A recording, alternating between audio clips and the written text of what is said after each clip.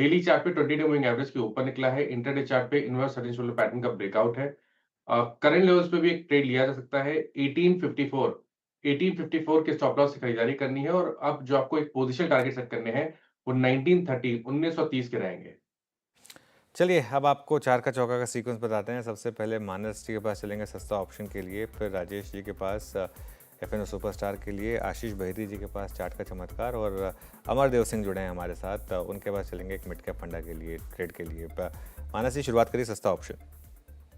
देखिए, सस्ता ऑप्शन के लिए जियो फाइनेंस पे मेरा ध्यान है। जियो फाइनेंस का जुलाई मंथ का 310 का कॉल ऑप्शन, वहाँ पर आप खरीदारी कर सकते हैं। ₹12 के आसपास ये ऑप्शन ट्रेड हो रहा है। इसमें आपको ₹9 के स्टॉप लॉस से खरीदारी करके चलनी है और ₹18 के टारगेट सेट करना है। बायोकॉन सर जियो फाइनेंस यहाँ पर आपको करनी है बाइंग। राजेश सातपुते जी आपने क्या पिक किया?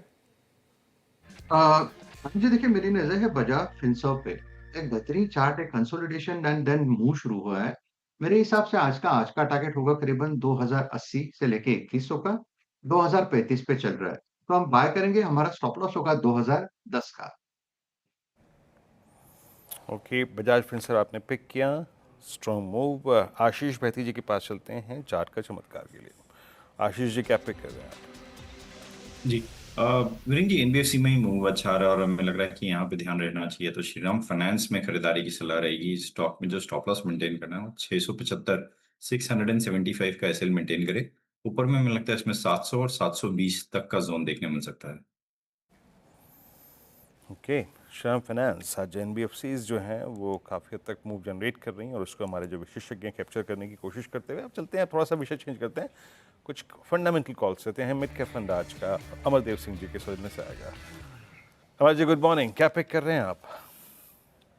जी, गुड मॉर्निंग। सबसे पहले मैं आईटी आईटी स्पेस में बिरला सॉफ्ट को पिक कर रहा हूँ बिकॉज ओवरऑल आईटी में हम लोगों ने एक रिवाइवल देखी है।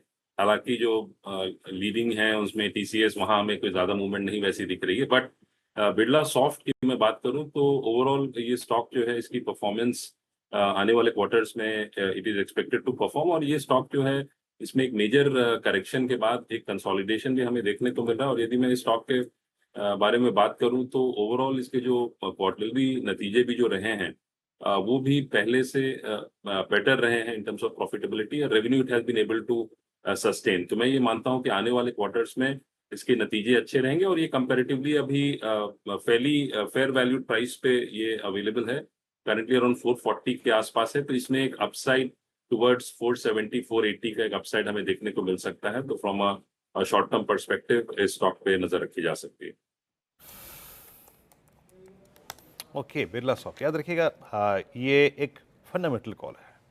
इसका डेरिवेटिव से कोई सरोकार नहीं है। आज ये बैकफुट पे है, हालांकि इसने एक बड़ा हाई क्रिएट किया since is in derivative ban, इसलिए बैकफुट पे आ रहा है। लेकिन ये मैं इसके बैन का जिक्र यहाँ इसलिए नहीं करूँगा क्योंकि ये मिड कैप फंडा कॉल है। चार ट्रेड्स पिक किए हमने और शुरुआत की थी सस्ता ऑप्शन से। पहला ट्रेड आया आज कॉल ऑप्शन मानस जायसवाल की, जियो फाइनेंशियल्स की। Since it's buy call on Jio, याद रखिएगा इस चैनल का स्वामित्व प्रबंधन रिलायंस इंडस्ट्रीज होल्ड करते हैं और उसी समूह के अंतर्गत ही कंपनी आती है। TradingView please parallelly cross check करें किसी से या फिर व्यू लें। और राजेश सतपुते जी ने एफएनओ सुपरस्टार पिक किया और एफएनओ सुपरस्टार उनका आज बजाज फिनसर्व, और श्रीराम फाइनेंस आशीष बहती जी ने पिक किया चार्ट का चमत्कार में, और अमरदेव सिंह जी ने अभी अभी आज की जो कॉल पकड़ी वो है बिरला सॉफ्ट। निफ्टी थोड़ा रेस्ट लेने के बाद मोर और लेस मेरे को स्टैट्स देख के लग रहा है अनुज प्रिपेयर कर रहा है एक और अपर स्विंग के लिए। और upper swing, next leg of upper swing कौन जनरेट करेगा, क्या लग रहा है अनुज? एक बार रिलायंस लेके आइएगा। रिलायंस कुछ कमान संभालेगा क्या आज?